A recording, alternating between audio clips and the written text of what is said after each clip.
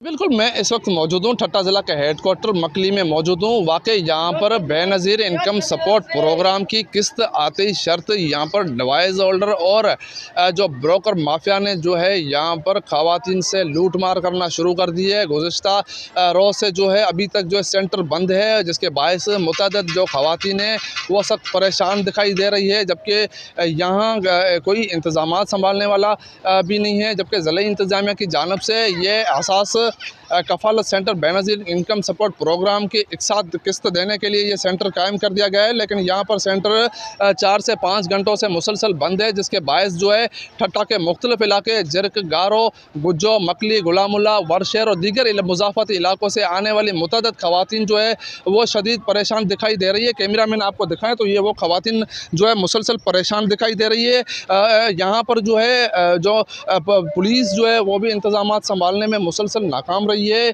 यहाँ की ख़वातीन ने जो है हुकूमत वक्त से यही मुतालबा किया है कि फ़ौरी तौर पर इस मामले का नोटिस लेकर जो है ख़वातीन को जो बेनज़ीर इनकम सपोर्ट प्रोग्राम की किस्त जो पैसे हैं वो जो है बआसानी से दिए जाए, या तो जो है डिवाइस वालों को मुख्तलिफ जो है दुकानों पर मुंतकिल किया जाए, वहाँ ही जो है ख़वातीन को पैसे दिया जाए ताकि ख़वातीन जो है इन परेशानी से जो है महफूज हो सके। जी।